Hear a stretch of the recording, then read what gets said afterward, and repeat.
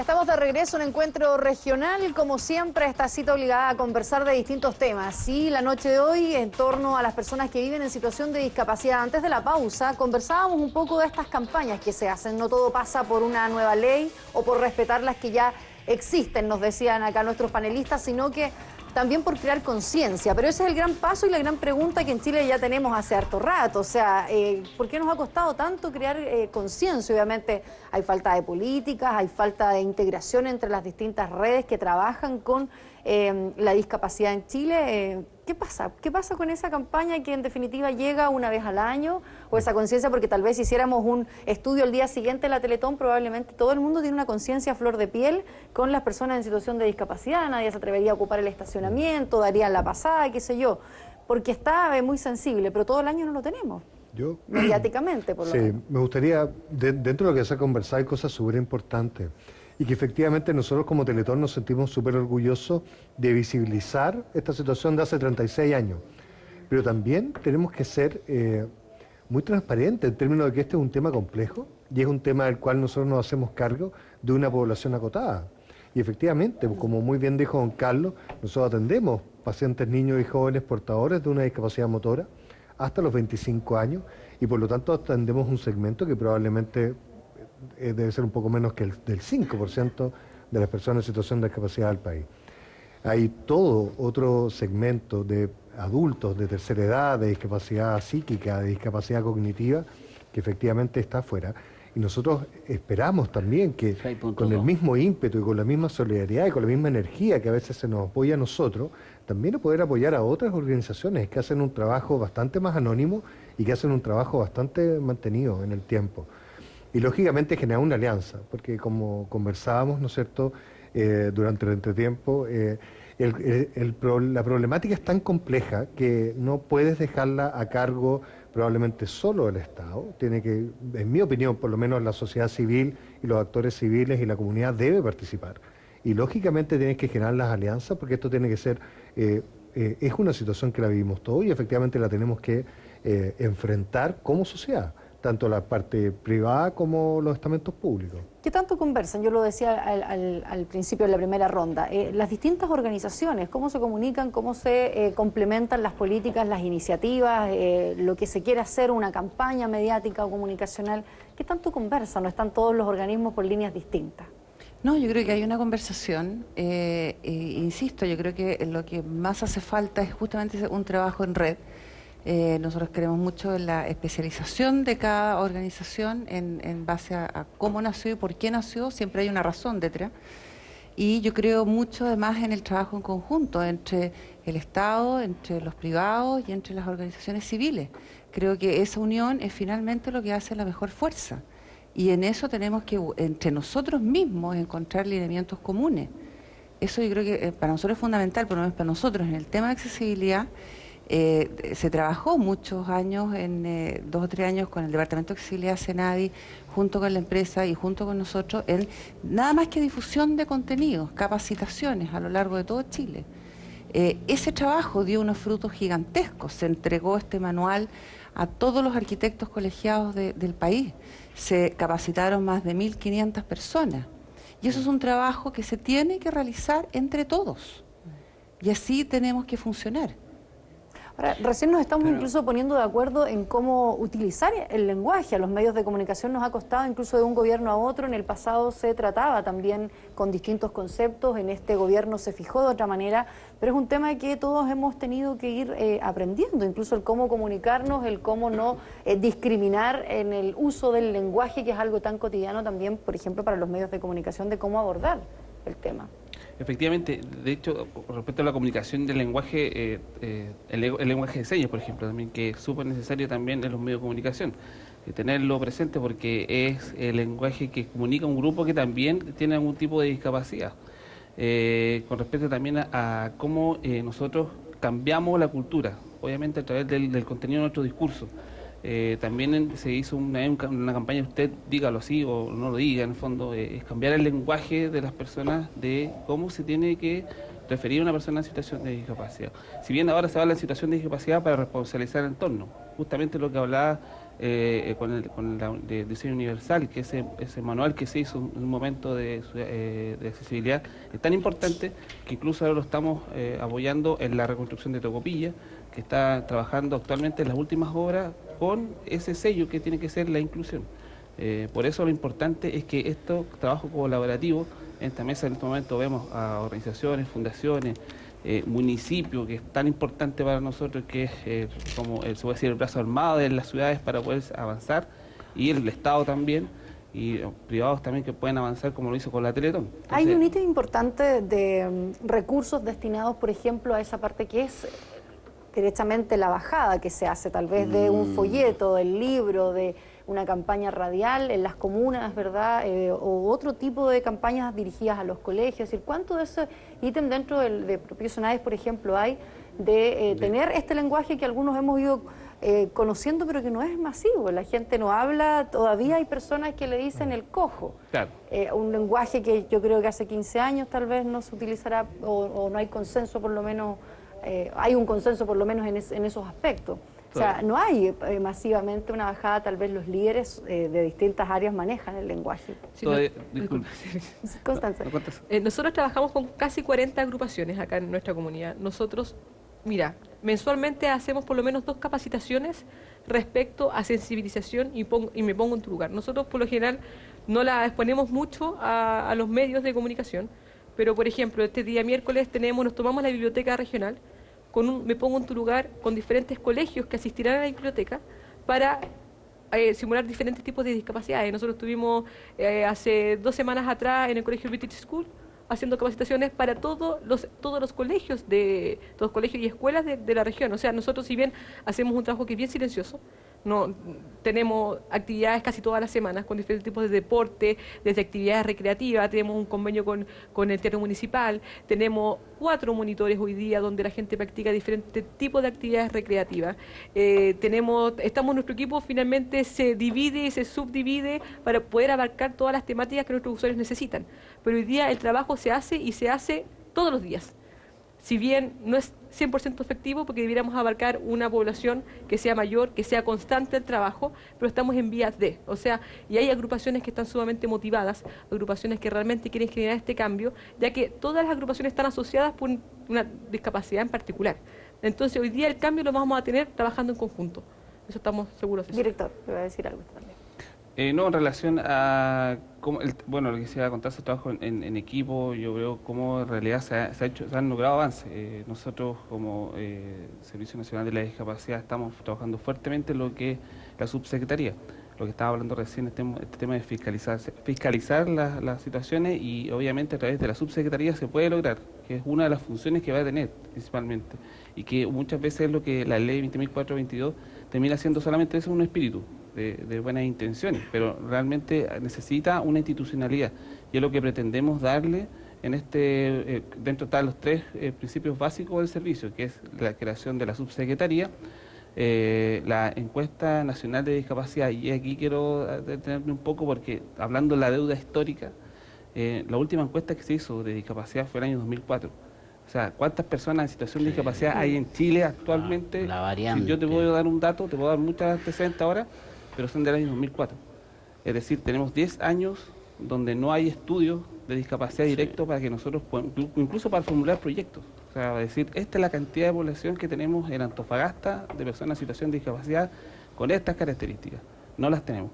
Y con eso te doy un dato claro, les doy un dato claro en el fondo a toda la comunidad de que no hemos tomado el tema realmente como debería ser. Se ha avanzado, pero insisto que gracias a Teletón también se ha instalado el tema, como lo decía Carlos y Bruno, pero necesitamos seguir avanzando, y esto es una deuda de toda la sociedad, nos tenemos que ponernos todos de acuerdo, y estos temas, conversarlos, tenerlos en espacios para hacer, es fundamental. Claro, si no hay cifras en la mesa, igual es un poco difícil armar en base a qué, decían. ¿Me permites un poquitito? Mira, me parece que voy a tener que hacer como el tema como representante del abogado del diablo. Yo creo que si bien es cierto, el trabajo en redes es fundamental y es lo que necesitamos, y ya hay resultados establecidos como lo que nos explicabas tú, pero no deja de ser cierto algo que conversábamos en el espacio ese Si todavía hay municipalidades de la segunda región que no tienen oficinas que trabajen digamos, en relación a las personas en situación de discapacidad, estamos muy alejados.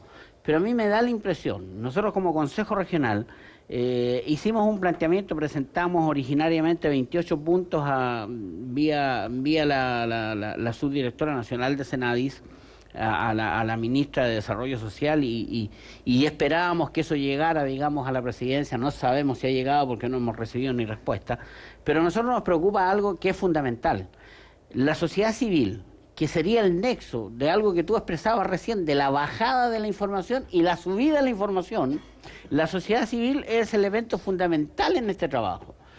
Y ese elemento, al parecer, fue visualizado hace unos años atrás, entonces se crean los famosos consejos. Entonces el Consejo Consultivo Nacional y los Consejos Consultivos Regionales. Pero ¿sabes que ni siquiera hay un nexo entre ambos organismos?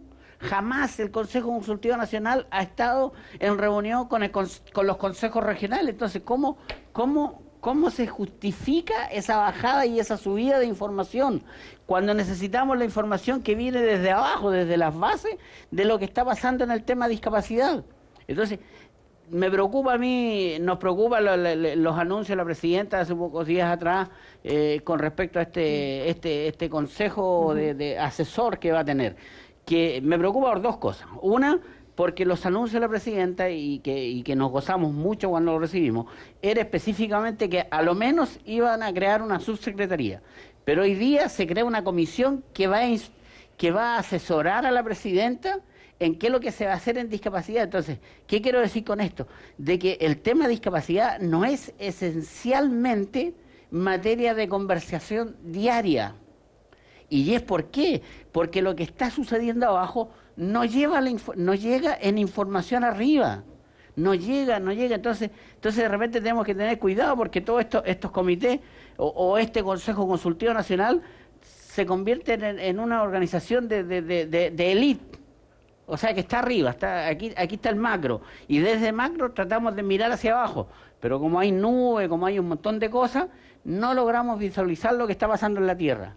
Entonces yo creo que mientras no se visualice eso y no se entere digamos, quienes dirigen el Estado de lo que realmente está pasando abajo en el tema de discapacidad, va a ser muy difícil que las políticas de Estado lleguen a todos los segmentos. Director, hay un emplazamiento derechamente a cómo el gobierno a lo mejor está planteando el tema. Sí, en realidad el tema de los consejos consultivos nosotros también creemos que no solamente tienen que ser consultivos, también que tienen que ser resolutivos. Y avanzando también está dentro de los lineamientos de la subsecretaría, que potenciar estos consejos consultivos a resolutivos. Es decir, que además tengan un cierto poder también de decir y tomar la voz y determinar algunas líneas de acción. Obviamente, con este consejo asesor de la presidenta está integrado también por sociedad civil, no solamente por expertos. Tiene diferentes tipos de personas que conforman el consejo asesor de la presidenta. Ahora, porque es muy importante, además, cada zona del país no debe tener, ¿cierto?, la misma problemática, ya sea en temas de acceso, ¿verdad?, o en temas incluso de los distintos tipos de discapacidades que podemos encontrar. Antofagasta siempre se dice es una de las ciudades que concentra gran número, por ejemplo, de personas en situación de discapacidad de origen psíquico, ¿verdad? Y tiene una particularidad ahí, son varias las escuelas que trabajan en Antofagasta y deben tener otra composición. No, sí, en no el es fondo menor. De hecho, ciudad. en accesibilidad se dan situaciones muy distintas, que se hacen normas generales, y la situación en Chiloé es muy distinta a la situación en Arica, pero que la normativa en general no la contempla. Hasta que en regiones nos dicen, oye, acá esto no sirve, y tienen razón. Eso no hay que perderlo de vista. De hecho, falta accesibilidad, desapareció accesibilidad. No está representada en este minuto.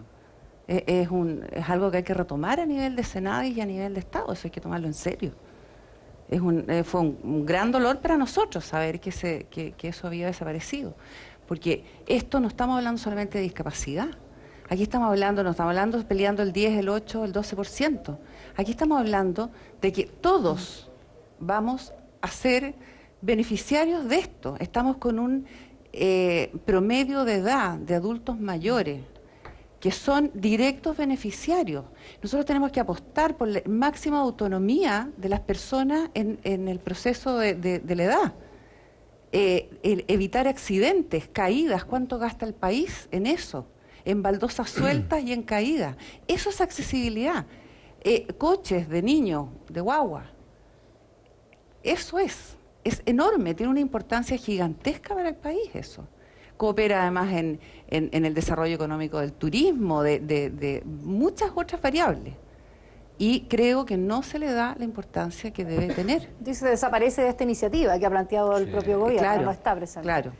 O sea, pero ¿y qué sensación, deja entonces eso en la mesa cuando hablamos de que sí nos estamos comunicando, de que nos estamos integrando, si hay voces que no están representadas? Lo decía el Consejo Regional, ¿verdad?, de la Discapacidad, o fundaciones como la que lidera. Por eso creo que falta incluir distintas cosas que son quizás novedosas para algunos, pero hay que mantenerla. Accesibilidad logró entrar, eso hay que mantener todo lo que se ha avanzado. Y realmente hemos avanzado, pero queda muchísimo por hacer. Son como varias líneas, o sea, claro, no es solamente esto el incumbe tema... la vida completa Claro. de la persona, desde que nace hasta que muere, pasando por laboral, por la salud, por la educación, por todo. Tú mencionabas recién un tema que es importantísimo, el tema de las discapacidades intelectuales, psíquicas. Fíjense que la media chilena, lo escuchaba en un experto hace poquito, no sé si hace 2 días atrás, 3 días atrás en la televisión, la media chilena en nacimientos Down es de 1000, o sea, es 1 por 1000. Pero tú vas al hospital de Calama y lo consultas, vas al organismo de salud en Calama y en Calama es 1 por 300. Y no nos olvidemos que la segunda región está dentro de las regiones que están debajo de la media de discapacidad. O sea, significa que si la discapacidad en Chile es 13 puntos y algo, aquí en Antofagasta solamente 12 puntos y algo. ¿Ya? Entonces estamos debajo de la media. Pero en Down, en nacimiento de Down, Asperger y autismo y DI en Calama, y que es una realidad pero palpable, es superior a cualquier media. Y hemos hasta el cansancio... poco menos que de mí se burló un ministro de Desarrollo Social en el gobierno pasado cuando le pedí que por favor hiciera un estudio de lo que era el nacimiento de estas personas en la ciudad de Calama por consecuencia de lo que es los metales pesados y todo eso, y no se ha hecho un estudio.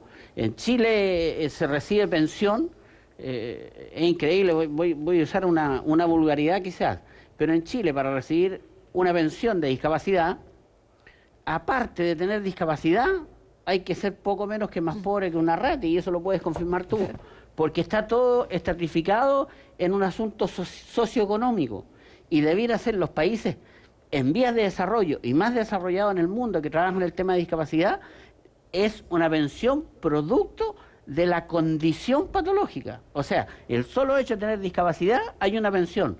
No hay que ser más encima pobre. O sea, cuando a una persona la ayudamos porque es pobre, realmente la empobrecemos aún más de lo que es.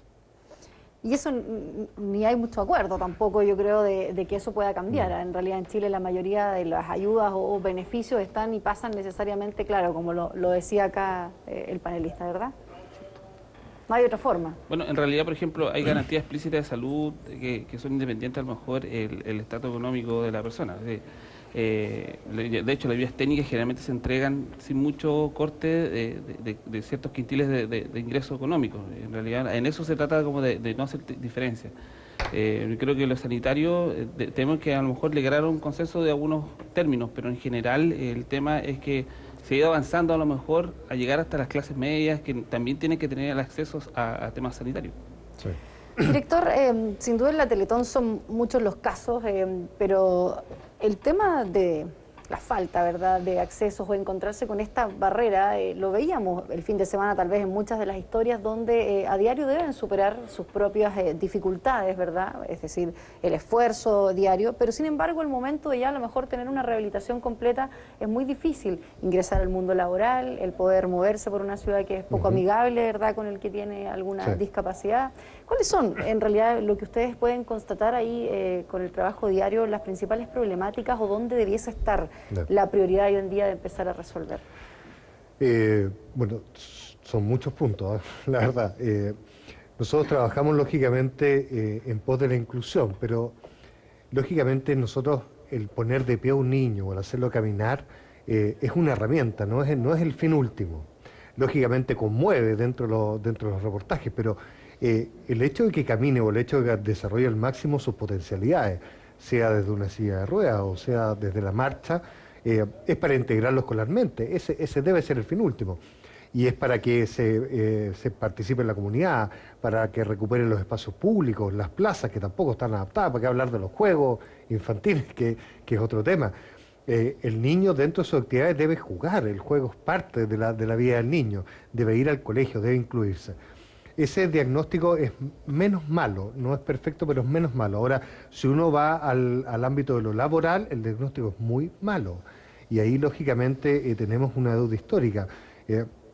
Nosotros como Teletón no somos un organismo de capacitación, no somos tampoco una oficina de intermediación laboral.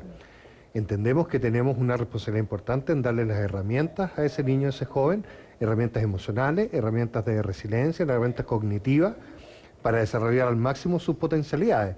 Y ojalá trabajar lógicamente con el SENAI, con la oficina municipal, con estas iniciativas como el tema de capacitación que se está haciendo ahora.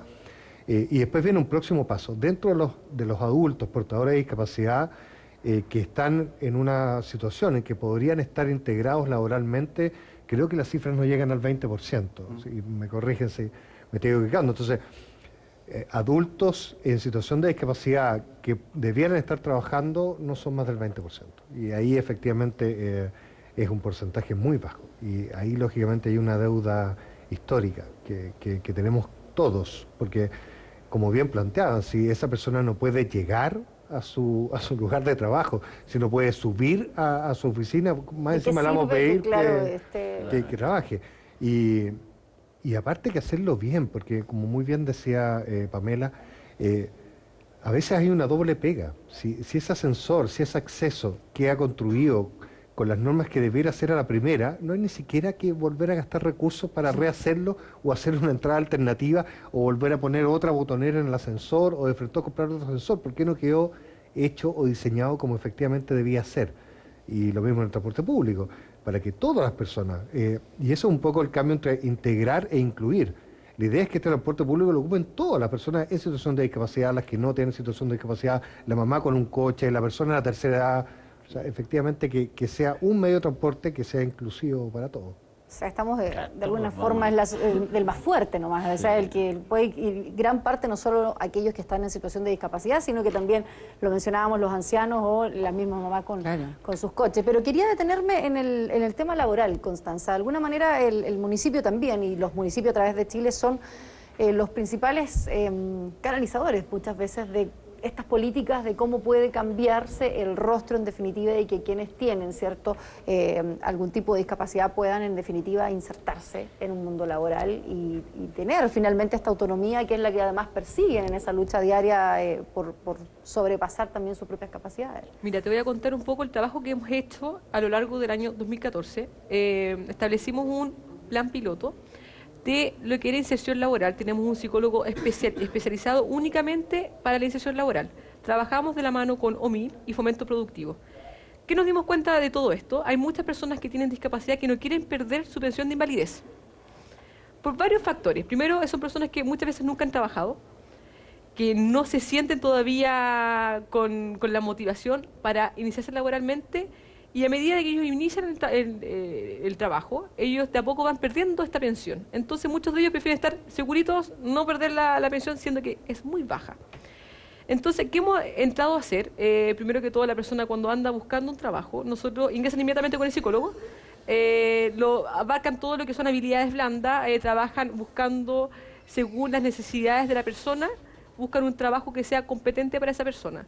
Hoy día nosotros tenemos, en esta bolsa laboral que tenemos, no entran más de 20 personas. Hicimos un convenio junto con Fundación Descúbreme, que abarca todo lo que son inserciones laborales para personas con discapacidades cognitivas. Y aparte nos dimos cuenta que tenemos una población en particular de personas con discapacidad que no pueden ser insertadas porque son sus discapacidades muy severas, a pesar de que su cabecita puede dar aún más. entonces abrimos un programa de microemprendimiento.